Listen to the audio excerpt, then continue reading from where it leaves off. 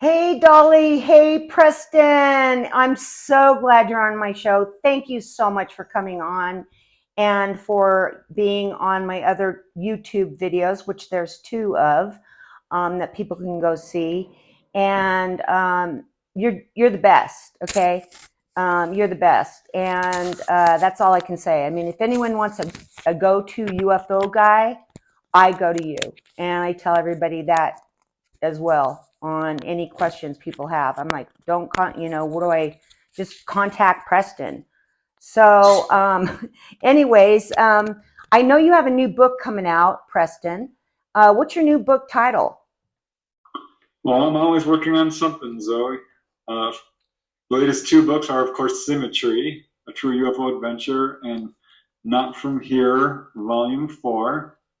Those are the ones that were just published, but Okay. working on a couple of new others, one about other people's very close encounters. Also working on Volume 5 of the Not From Here series, and more stuff. One about out-of-body experiences. Preston, that's like 35, 36 books now. Oh my God. Where does this information come from? I mean, this is nuts. Dolly must never see you. I'm busy, that's for sure. But we're going to be doing a sequel for Symmetry too. Oh, you are? Oh yeah. Oh, I am really excited about that. And I highly, highly recommend that to everybody so they know kind of what's going on with this video. You know what I mean?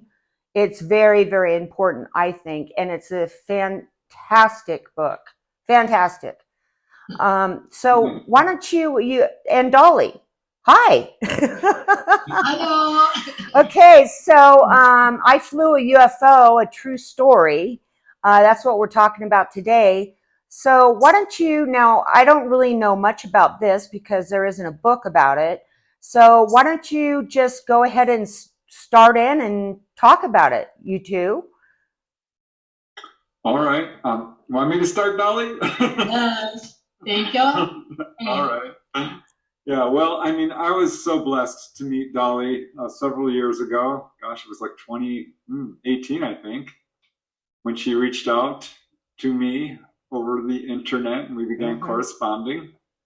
And I pretty quickly realized her story was very extraordinary, very extensive, and in fact, probably the most extensive case of UFO contact of anyone I've ever had the privilege to research or really so even read about. I Which is, know. just look at the books behind me. I read a lot. I know. Well, when I read it, I felt really good after it.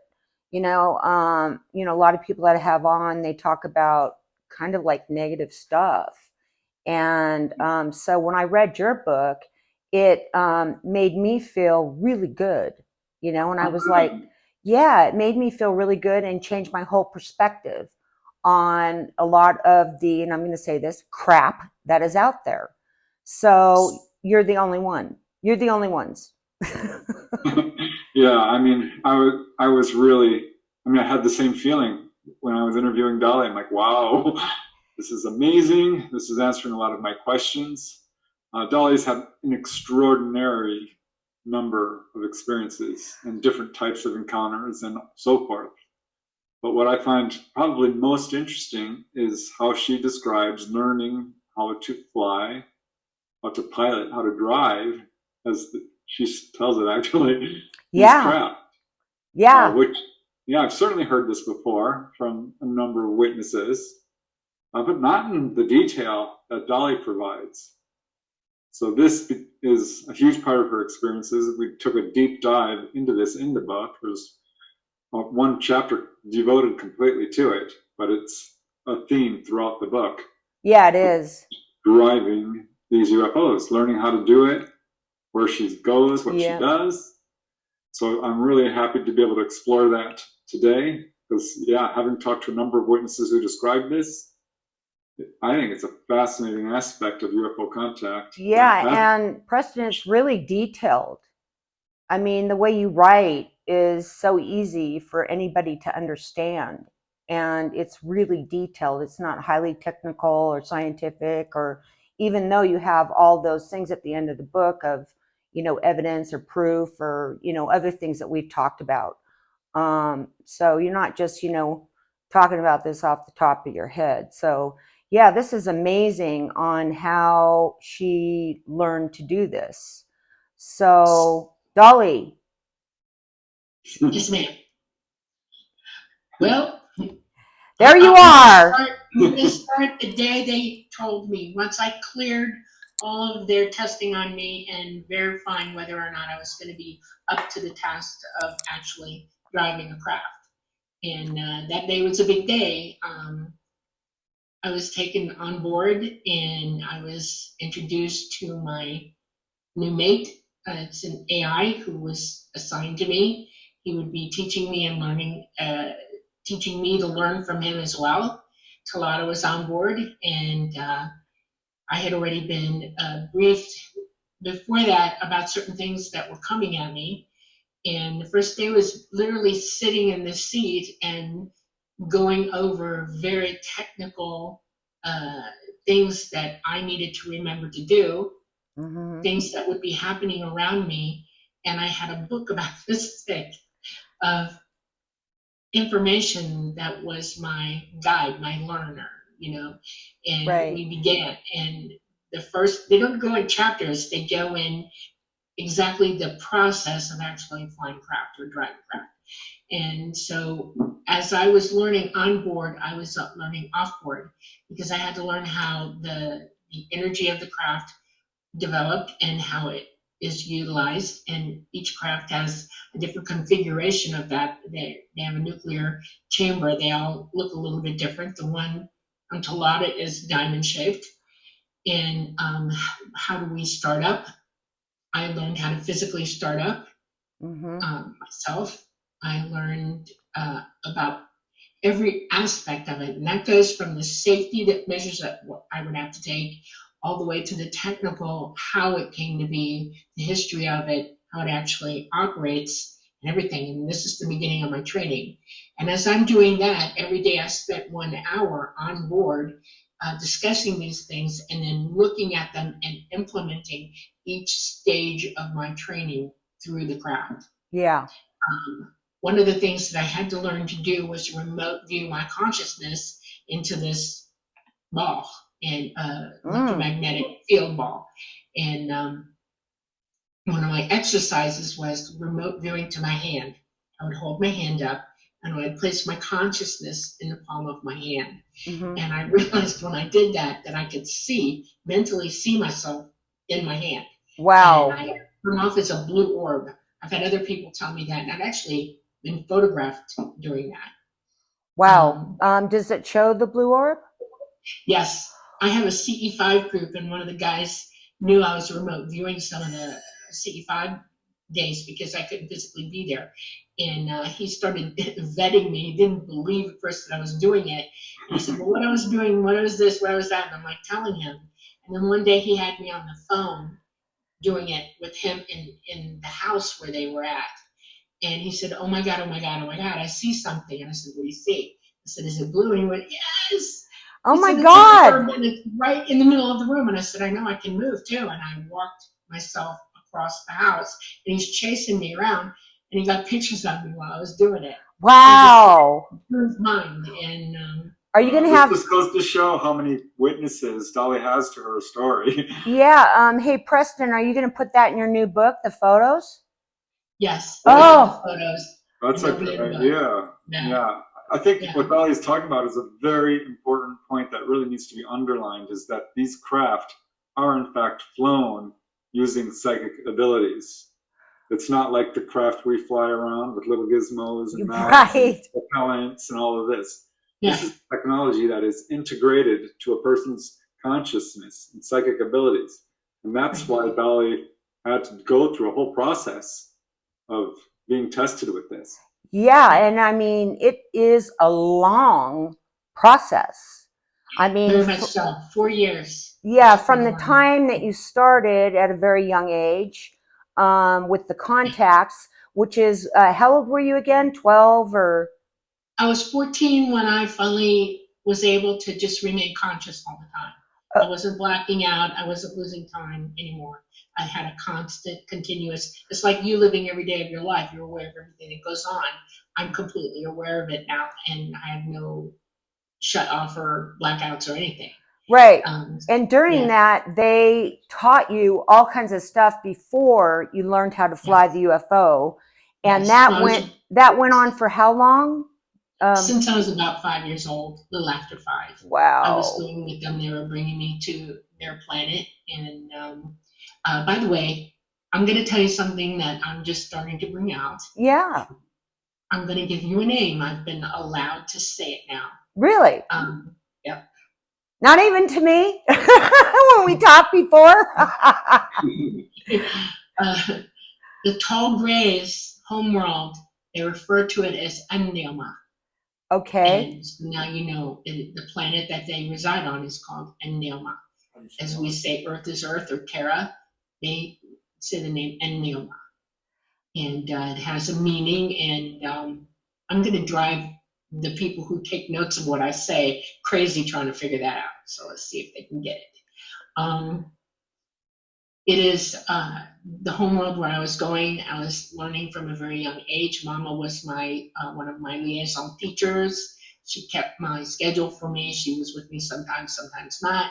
But from that age, I was going and learning. And part of what I was learning was the science behind what I would have to employ, learning how to pilot craft. Yeah, it's detailed. Yeah. It's detailed. Yes.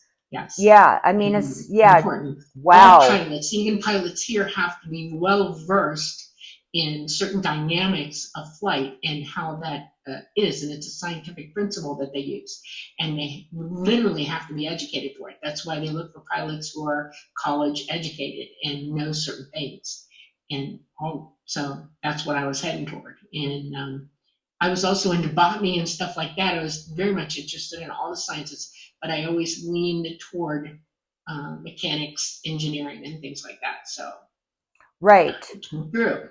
So, can you? I mean, it's such a great story, and the book, and then how it's led into this whole process. I mean, so can we start at because it's hard to go back in the book, so you have to read the book, I think, personally. Yeah. So much, yeah, there's just, you have to. Okay, so you have to buy the book, guys. It's on Amazon. It's really easy.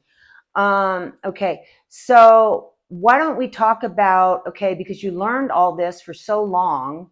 Okay, at what age was it that you finally were told that you were going to learn to fly the craft? I was about 14 and a half, almost 15. Oh my God. Okay, I had no idea. Yeah, you have to understand that I'm advanced. Yeah, I learned very young everything. I mean, I'm advanced. And so I had the knowledge already that I needed to go. And that's the way I went. And I began, after they vetted me to be able to fly at 14, just about 4 months before my 15th birthday, that's when I began. And I took my first flight solo on my own right after my 19th birthday. So May 10th. Yeah, so they had this, so why don't you start with how this happened, because it's, go into a little bit of detail, because that arm thing they put you on, they put that arm thing on, and no, I don't wear it. It's in the chair. Oh, it comes up from the chair. It's above me. It's just an arm that has a magnetic pillar in it that attracts the ball, because the ball would fly all over the craft if we didn't make sure it was in one spot. It's a field of electromagnetic energy, and it's quite dynamic, and it would just, if it wasn't magnetically attached to that pillar, it'd fly. I couldn't chase it if I tried. So yeah, it's sitting with me like that. Okay, so it's just above my head. Okay, so you get, when they tell you that you're ready for this flight school, okay, what exactly happened? Well, first I lost my mind. You lost your mind? I'm being honest. I mean, I lost my mind. Okay. I was jumping up and down. I was just, your brain goes, and that's what happened to me. I just went, I tilted out for a day. Oh, I yeah. did things great. I was like, oh my God, and I'm doing this. This is real. And then realizing, oh my God, I'm doing this. This is real. Okay. And then I went from there, and it became very serious very fast. And I fell into the routine very quickly of my schedule of them teaching me. Yeah. So, What was the routine? I would be brought up. I would be taken to where I go to learn, and had a class first thing as after I woke, and I'd have my breakfast, and I'd be still swallowing by the time I made it into the classroom. We would immediately, and I wasn't the only one in the room. There were others of us all Oh. together. Oh, really? Yeah, there were 8 of us in this class, and I was the only one from here. The others were mostly tall gray, and then one that I will not say it. Oh, Okay? really? Really? Okay. So Yeah. they weren't all humans. They were, wow. Well, they're human, they just weren't from here. Let's put it Oh, that way. okay. Okay. Not from here. That's why I like Preston's books called Not From Here, because it's like they're like us, they're just not from here. Okay? Well, sure. And that was brilliant when he, called them that. We all started doing the tasks that we were assigned. We had, it's not like computers. We didn't really have computers. I had my book. Remember describing my book? Yeah. Well, when I opened my book, all my lessons were in my book. Okay. And when we learned from them in this situation, it's mind learning. It's not, I don't sit and read. I'm Right. given the information and they bring it to us.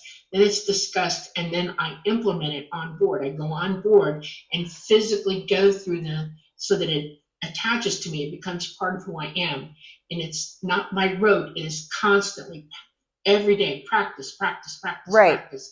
What you've just learned, you implement until you wear it. Like personal wisdom, you wear it. Right. And every reflex that I have, every thought that I have, every part of my being has to be ready to implement being able to drive this craft. And there's a lot going on with that.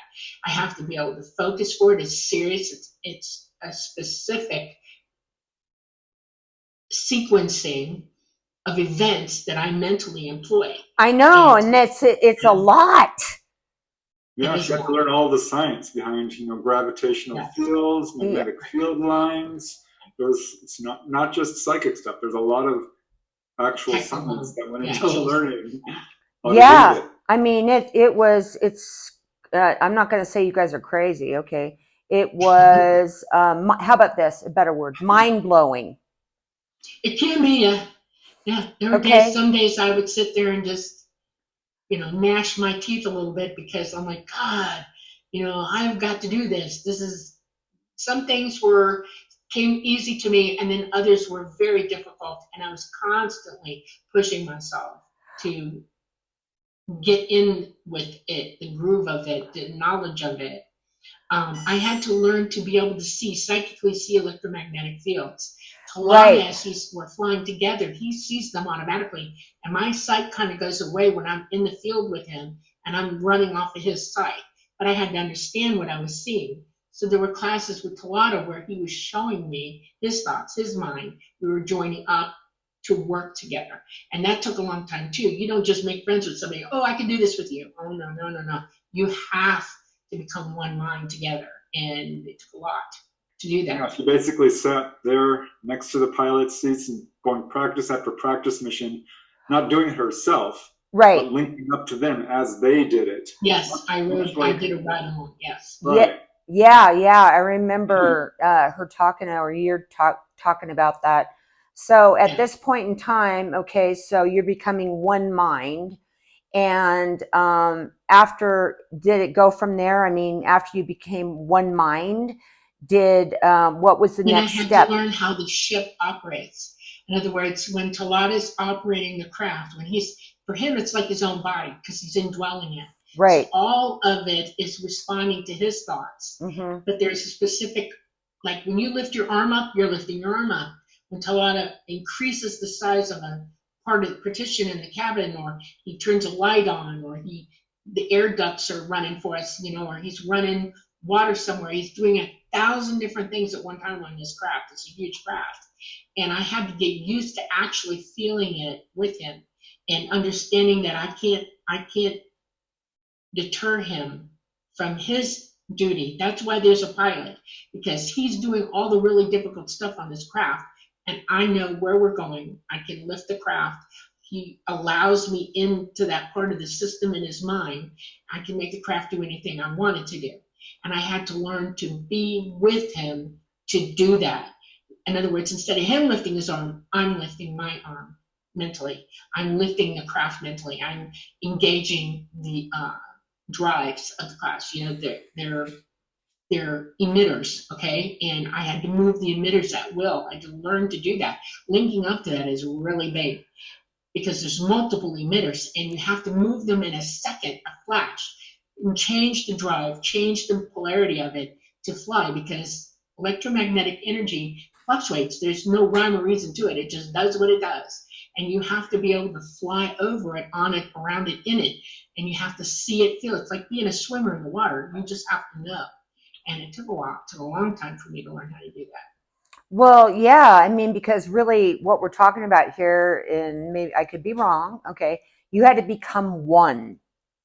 Yes, absolutely. Okay, Yes. so you had to become one with I was Talata. indwelling with Talata in that craft. Yes. Okay, and let's just back up a little bit. Talata was the main, I don't know what to call him. He is a fifth dimensional, disembodied, non corporeal entity who is capable of moving through dimensional space at will himself.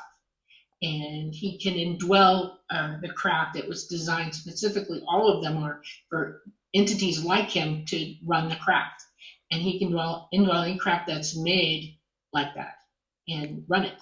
Right. And he doesn't live in dimensional space at all. He's old.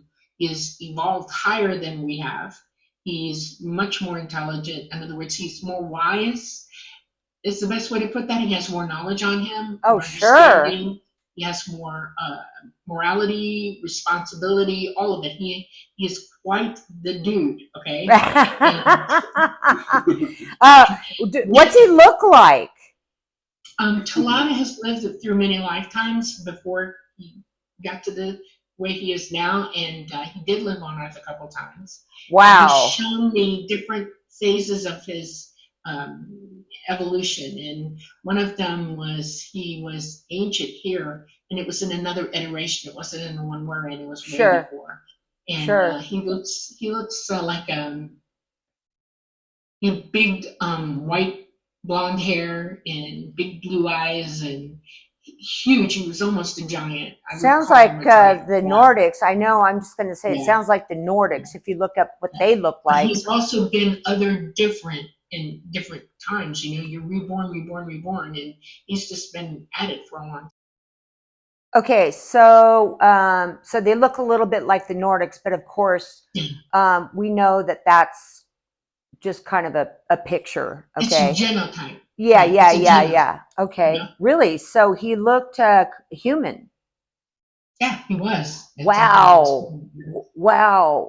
Okay, so I just wanted to kind of go into Talata because you've been talking a lot about that, and I wanted people to understand, okay, who Talata was. So you went. Yeah, it's also important to note that this is something that Dolly made real clear to me, which I didn't fully understand. These craft are alive. They are embodied, much like we inhabit our own body. Wow. So this is an important point that I don't think a lot of people even recognize today within the UFO community. These are not just cars people are driving around. These are embodied by entities. They are alive in and of their own right. Right. These craft are engineered and designed to be biological. In other words, the nervous system of this craft is much like ours.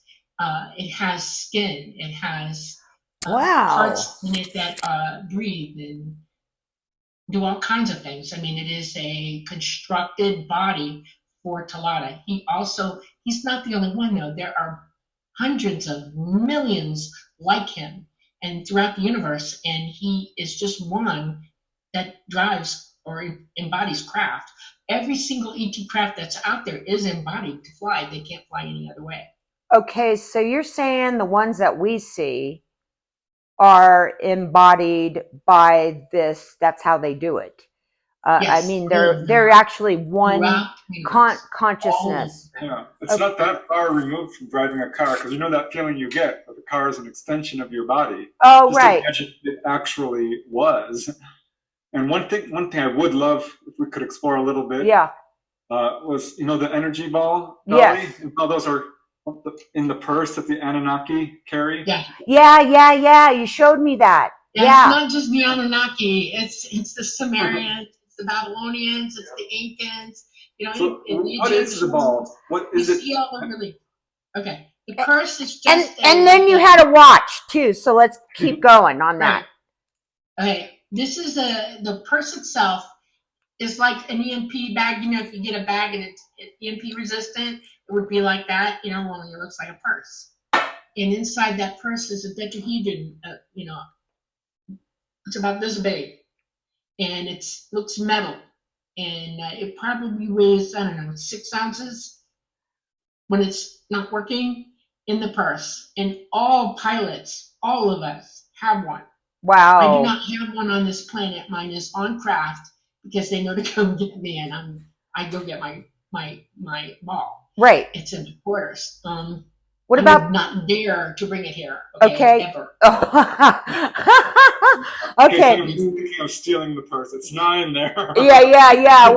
Okay. Well, so tell me about the watch, Preston or Dolly. What is? I mean, you In can. the hieroglyphs, you see them wearing a watch, and they show it as like a flower or a sundial. Yes. It's actually alluding to the fact that there's an electromagnetic key in that thing that they initialize energetically to get that ball to initialize energetically.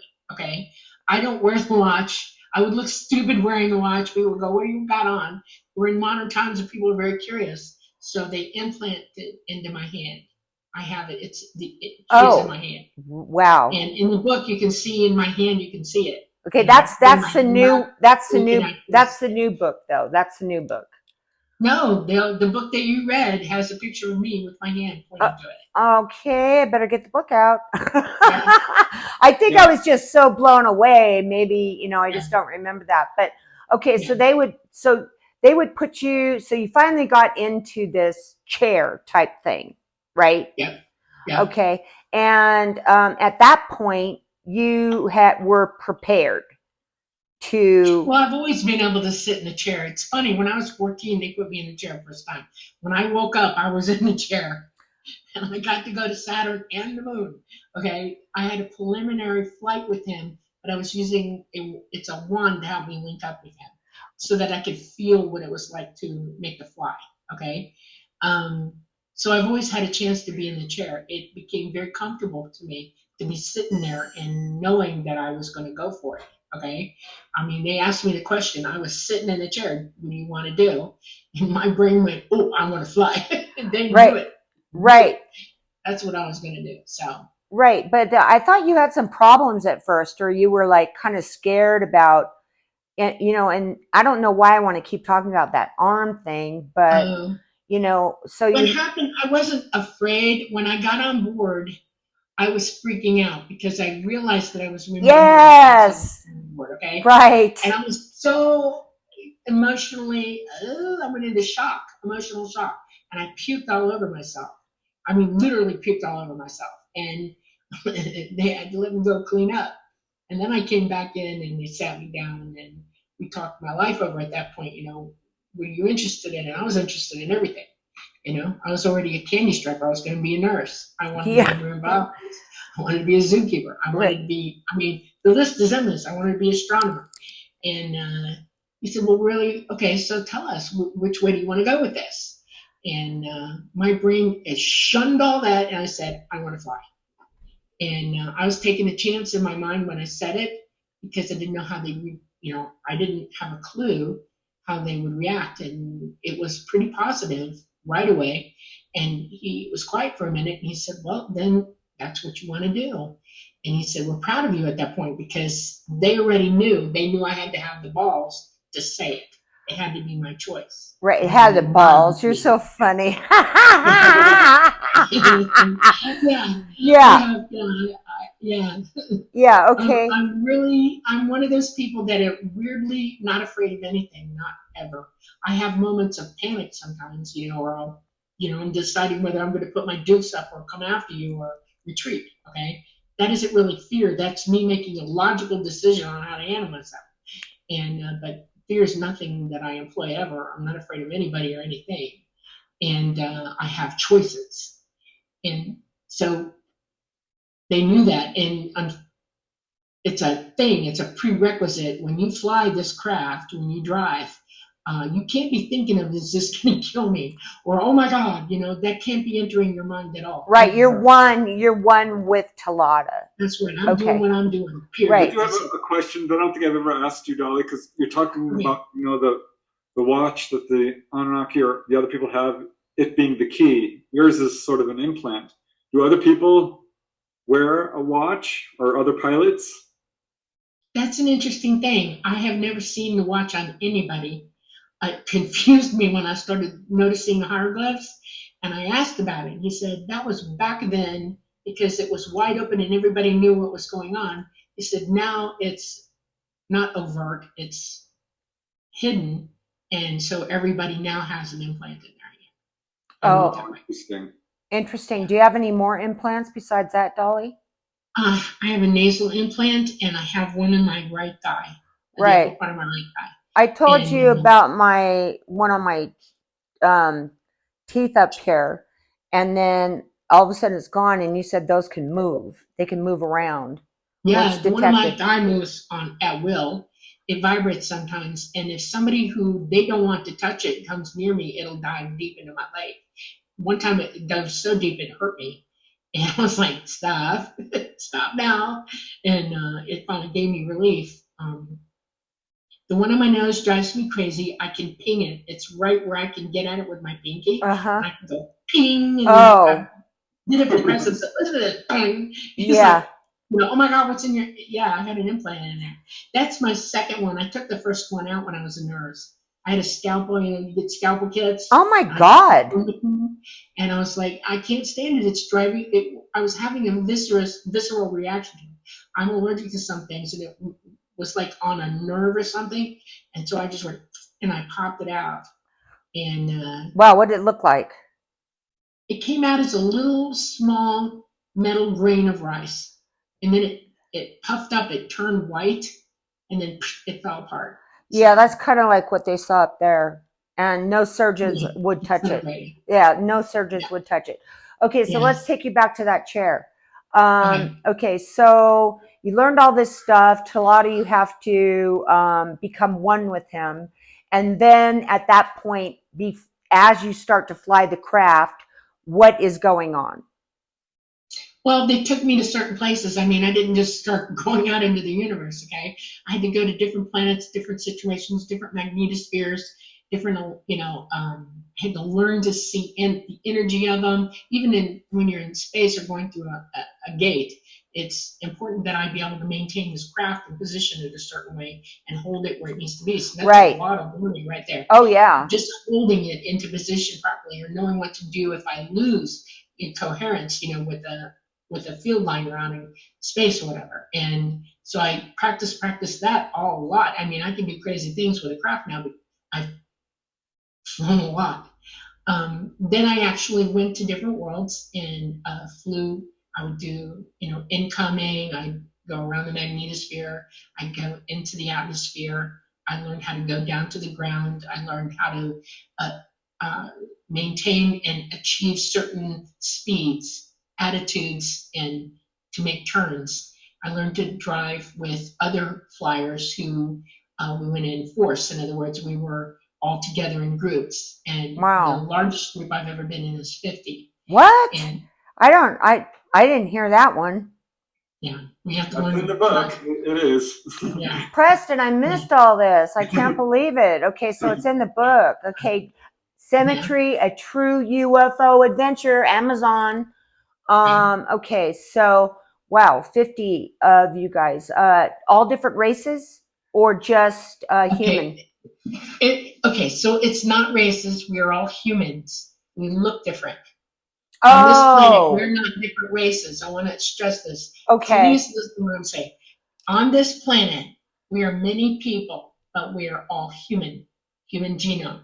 Our DNA is identical to one another. We are related to one another. Mm-hmm. Just because we look different doesn't mean we're different. We're not. We're human. That is our race. ETs are our progenitors. We are related to them. They're as human as we are. Their genetics dialed them up differently. Their ethnicity is a little bit different. They look different. If you live in a hot climate, you're going to get thicker skin, drier skin, darker eyes. The melanin comes up in your DNA and protects you from it. If you live in darkness all the time, you're going to turn puke white, okay, or grayish color. If you live in space or work in space a lot or go through electromagnetic fields a lot, you're going to lose your hair. You will become hairless because it's like electrolysis all over your body. They are just like us. They might look like kind of a bird. They might look like kind of a dog. They might look like kind of a cat, but they're bipedal, human genome. Every animal on this planet has DNA exactly like us. We just all dial up differently. Now, you can be a species different, like on this planet. A dog is a different species than us, okay? Uh-huh. But if it's an ET and he's bipedal, he is human, no matter what he looks like. Okay, so like I've sent you a message before when I've done OBs or whatever you want to call them, and I told you, I said, is there alien that's tan? And there was a lot of sand. And you said, yeah, definitely. And then you said, and I think you told me the name, but really the one that interested me the most, it's always there, is the one that's kind of see-through. And you knew what I was talking about, and gelatinous. And I told you about the craft and all that, and you had a name for that one too. And I was like, wow, I was really happy to hear that because I've been asking everybody and no one knows what they are, So I didn't feel any different when I was in those bodies than I do now, really. Right. I mean, I felt... Your senses might be a little bit more tuned in to one thing over another. Like cats have better, it's the way they are. They feel around their body. They have a field around their body that they are very in tune with. And they don't run into things because their eyesight's not as good, but they feel it. So they know where they are. It's like being blind and knowing what's around you, okay? The ones that have dog-like features or whatever, their sense of smell is better than anything you could possibly imagine. And they think from that perspective, okay? They see from that perspective. Right. Grays have much better eyesight than we do. They see in the different fields of vision that you can see, and they have more color rods in their eyes. That's why their eyes are a certain color, and as well. And they're light sensitive as all get out. That's why they all wear the lenses, because it'll blind them to be here. Our light is too bright. I have gray in me, and it's been a pain in my because I've always been overly light sensitive. My pupils will try to shut down completely. One of my doctors said, "Geez, you got a problem." I had cataracts before I was 28 years old. Oh my God! Now that's... They're like, "You got to fix this." And how much sun have you been in? Did you wear sunglasses? Yes. But here the light is so bright, and it ate me and messed up my Very common for UFO contactees to experience light sensitivity. It's one of the things I ask now when I'm interviewing someone. Really, Preston? For having contact. Oh yeah. Okay. Very common. Now I know, Dolly, that you've even lost your hair. Yeah, I'm kind of shagging out. I've really brushed through my hair, and I'm on a reprieve right now because they're not here, and I'm stranded here for a while, and so my hair is kind of like holding. Yeah, it looks really as it is. Yeah, it looks but good. Everywhere else, I'm almost hairless. Yes. Right. You guys don't know. Like a hairless cat? No, wait. You're gonna look. No, you're gonna look like Preston. I'm gonna blame the ETs. Oh my God. Oh my God. Okay, so do you have anything else that you want to say about flying a UFO? A true story. Do you feel like you've covered the mission enough? that I have. Yeah. The mission that I was training for is that I was here bringing people up to be taken care of. Okay. I am a contactee who became a flyer, a driver, and I now went out with them and we picked people up to be checked out. In other words, if you were getting sick because your DNA is unraveling, they would help you with that. if something was very pressing on somebody and it was a situation where it wasn't so much karma as it was the incoming gamma attacking them, we would fix Yes. that. Yes. Okay, they've been holding humanity up for a long time. They are also watching everybody on this planet. We're their children. They know every single one of us. There's a lot of them doing that, or were doing that, and they know you all, you know? Okay, my question is okay, why can't I be picked? Or have I already been picked because I have a chip and I've seen what I look like up there?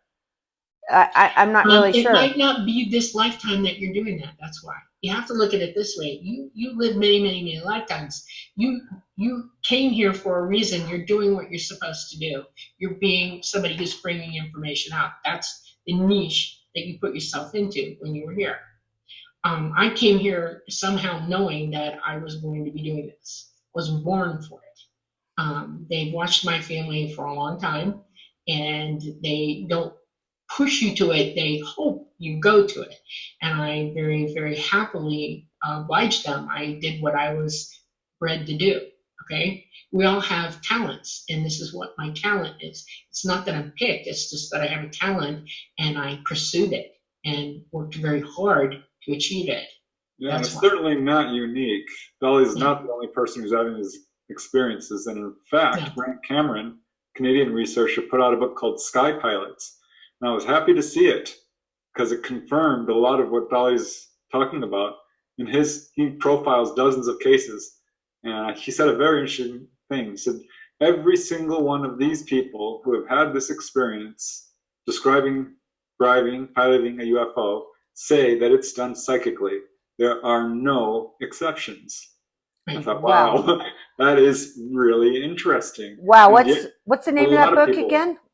Preston, what's the name of that Yeah, book? it's called Sky Pilots. Okay, so people can look into that too. Yes, absolutely. Yeah. Okay. There are also more of us than I can tell you. I mean, I have a sense that my generation has about 40 to 40,000 of us, and there's a reason why.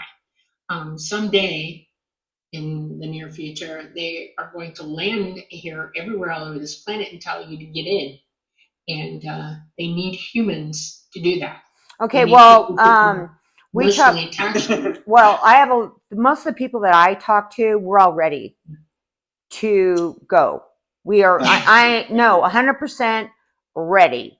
Okay. Someday you may see me land in your backyard Well, and say, "Get on." No, I mean, I talk about it a lot, and different people ask me, yeah, I want to go. And I'm like, yeah. And, that's what Dee and I talk about. We're like, no, we don't want to stay here like you guys are going to do, to start the new world and spiritual and all that. And, Here's it, Zoe. yeah. There's not going to be a new world. This is the last time humans will be on this planet. Okay. But you guys are staying. Literally. You're staying. I'm staying because I need to. For now. Oh. But there will be a day where Talata comes and picks me back up with Preston, absolutely, and we start picking people up. Wow. That day is coming. So. Okay. So, Dolly, I have a question because, the last one that we talked about when you were on the show, it was quite different so you must have gotten some new information, but why is it that you have to stay on the planet and wait? I chose. When they were bugging out, I was told it's now or never. Come with us or stay. What are your plans? And I was just starting to fulfill what I wanted to do. And if I'd left, it would have ended there. Nobody would hear what I had to say about it. Right. And so I'm sitting here with y'all. Okay. I'm in the same amount of issues that y'all are in. I may have advantages in that I am psychic and I know when stuff's coming at me, but you could too. That's the point. I'm trying to help y'all learn what it is you've got to do to be ready to go with them. This is a big chunk that you have to survive to get to that moment. Oh. And one of them is what the governments in this world plan to do everybody. You have to be vigilant, valiant. You have to prepare to take care of yourself, to find a way to sustain your life until after the poles change and they can come back. Right. And that's with, no internet, none of that stuff. No, it's nothing. No electricity. right, Period. You might nothing. not even have metal. Right. All the metal. No. Okay. Right. Let's You're basically living off the land and Stone all of Age. that. Yeah. Right. Yeah. The Stone Age. Oh my God. Okay. Well, I definitely don't want to do that. I just want to, go up and do it. So as far as the government, I just want to throw this in at the latest. They're saying, and I can't remember for some reason, I'm, know about it, but coming in and doing the holographic, what is that called? They're into that. 7D. Yeah. Are they going to really do that, Dolly? Do you think? Oh Yes. no. Already. Oh, It's already okay. happening. To also control the population, right? Correct. Oh my God. Okay. Wow. Well, you answered a lot of questions today for a lot of people. You're going to help a lot of people. And like I said, there's 2 other videos on. You can go to Preston Dennett on YouTube. He has a million YouTubes. Generally, whenever I find him on Ancient Aliens, guys, I do a quick phone thing and then I post it. So, or if he's coming on, are you going on history or anything like that, Preston? Or is it just? Well, there's some stuff that it's possible. I don't know when.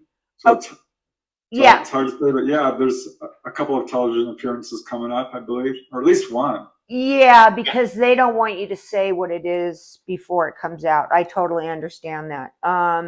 Okay, so anytime you guys find that out, let me know, and then I can let people know. And then you're gonna see me taking it with my little camera like that you did before. Oh my God, here he is, and this is what you have to say. So I just want to say, everyone out there, I think that we got some very thorough information. If you didn't, there's more out there. Okay. You go to Preston Dennett on YouTube. Do you also have a website, right? I do. Same thing. Just type my name in. It should take you there. PrestonDennett.weebly.com. And Dolly has a YouTube channel as well. Okay. And that's under Dolly Safran. Yes. Okay. Yep. And also you're on Facebook. Yeah, in Messenger. You can post on Messenger to me anytime you want to, and if I see it, I'll answer you. So you can communicate with me that way. Right. And Preston, yeah. but he's writing so many books.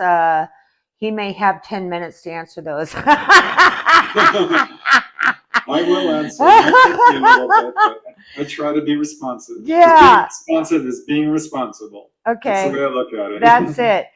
So, hey guys out there, I just want to let you know, I mean, I've had a lot of people on my show and they're not even speaking about even replying to people about their experiences or anything like that. And so, this is a real iota. So, if you have questions, they'll answer them, which is wonderful. And I can't wait for your next book to come out.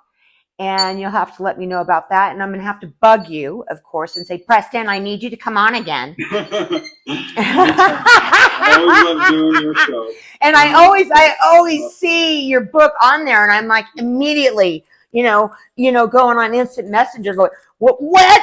Okay, well, all right, do whatever you want. It's on this date. What do you want to call it? Okay, send me some photos, whatever.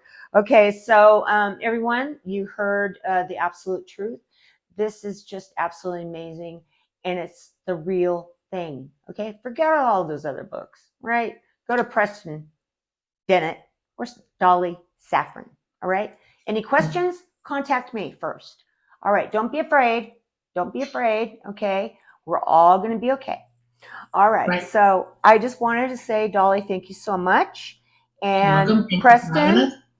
Always a pleasure. Thank you. Yeah. And I just love you guys, and you're the go-to people. And I'm looking forward to see you on more TV shows, which I told you a long time ago. I said, you are going to be on TV. And you said, oh, you were laughing. And guess what? You're on TV. All right. Okay, everybody. I'm going to say over and out. We've talked to them, and watch it.